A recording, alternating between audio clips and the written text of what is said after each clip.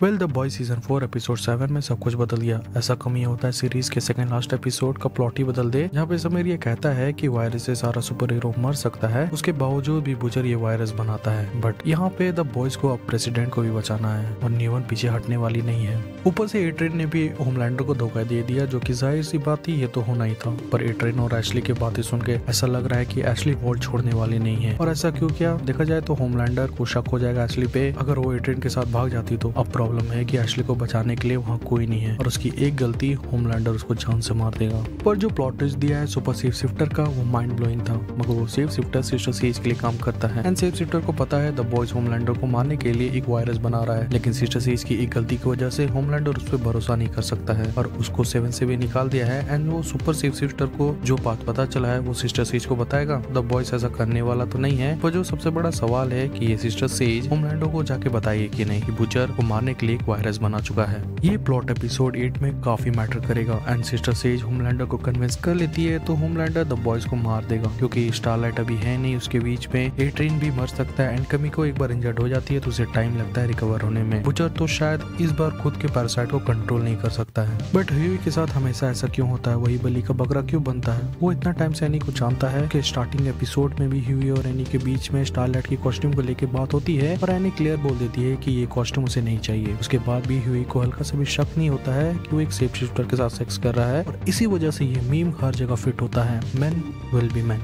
Overall उतना अच्छा तो नहीं था एपिसोड, बट एंडिंग इज्जत बचा लेता है। ब्लैक नॉर और द डीप को ब्रो बोलते हुए मीम वीडियो का रेफरेंस मिलता है और उसके बाद सिस्टर सेज आके जो बात बताती है उसका रिएक्शन देख के मजा आ जाता है और कैसे सिस्टर सेज अपने फायदा के लिए ये दोनों को इस्तेमाल कर रही थी। पर शायद अब सिस्टर सेज को समझ में आ गया है कि जैसा 7 दिखता है वैसा नहीं है। अब देखो यार, सुपर सेफ शिफ्टर की बात करें तो ये कॉन्सेप्ट हमेशा से ऑडियंस को सरप्राइज किया। एमसीयू में ही देख लो, जब हमें पता चला कि सिविल वॉर के टाइम से ही रूड गायब है और उसके जगह कोई एक सेफ शिफ्टर है, तो तुम्हें इमेजिन नहीं कर सकते हो कि रूडी ने क्या क्या मिस किया है। एंड द बॉयज में भी ऐसा ही हो सकता है, बट शर्त है कि सिर्फ एक ही एपिसोड बचा है एंड स्टारलाइट को सेफ शिफ्टर किडनैप करके रखी है और द बॉयज को पता भी नहीं है कि वो एक स्टारलाइट नहीं है। एंड एनी के कैरेक्टर को शायद वापस आते हुए देख सकते हैं, क्योंकि इस सीजन में उसके पावर को शायद कुछ हुआ है जिस वजह से वो कंट्रोल नहीं कर पा रही है। एंड सुपर सेफ शिफ्टर की किडनैपिंग की वजह से एनी खुद को पहचान पाएगी कि वो कौन है। रही बात द बॉयज को कैसे पता चलेगा कि वो एक सेफ शिफ्टर के बीचों में है, उसकी आंखें बता देगी कि वो एक सेफ शिफ्टर है। और सेफ शिफ्टर का काम हो जाने के बाद और जिस तरह से बॉडी चेंज करती है, ये भी कारण हो सकता है कि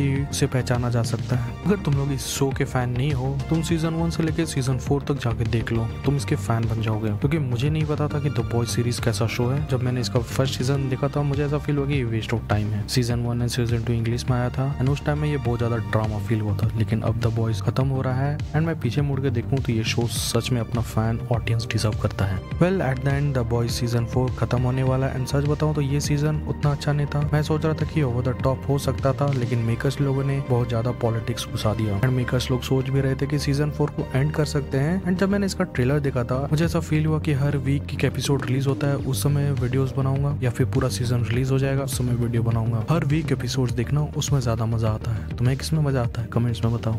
हम लोग हमेशा से मार्वल की फिल्मों को बोलते हैं थोड़ा डार्क रखने के लिए, लेकिन मेकर्स कभी नहीं कर पाता। डीसी डार्क होता है लेकिन बहुत ज्यादा सीरियसनेस है। लेकिन जब बात द बॉयज की होगी तो इस शो में सब कुछ था जो होना चाहिए। एवरी सिंगल कैरेक्टर हमेशा से सरप्राइज किया है। होमलैंडर को तुम कितना भी हेट कर लो, भले उसने कितना बड़े बड़े कांड करने के बाद भी हम उसे पसंद करते हैं। बुचर जैसा कैरेक्टर बहुत ही कम टीवी शो के लिए बनाया जाता है, जहाँ पे उसको पूरी सीजन में उसे नफरत की नजर से देखा जाता है। उसे कोई भरोसा नहीं करता है, लेकिन जब भी जरूरत होगा एज अ लीडर टीम को लीड करेगा। खैर द बॉयज सीजन 4 की छोटे मोटे बातों पे नजर डाले तो विक्टोरिया न्यूमैन और ह्यूई के बीच में बात होती है और ह्यूई विक्टोरिया को कन्विंस करता है कि तुम पीछे हट जाओ, क्योंकि उसके खिलाफ बहुत बड़ा सबूत है जिससे वो इलेक्शन हार सकती है। लेकिन उसके बाद वो सबको मार देगी। बट ये सीजन लोगों को उतना अच्छा इसलिए नहीं लग रहा है क्योंकि आम लोग होते हैं जिसे अपनी फैमिली एंड फ्रेंड्स से ही मतलब होता है, ना कि उसके गवर्नमेंट के पॉलिटिशियन समझ में आते हैं। और ये भी कारण है कि ये सीजन उस ऑडियंस को नहीं टच कर पाया, या शायद अपनी फैन बेस को नहीं टच कर पाया। अगर तुम लोगों ने ये एपिसोड देख लिया है तो तुम लोगों को कैसा लगा कमेंट्स में बताओ। तो मिलते हैं नेक्स्ट वीडियो में।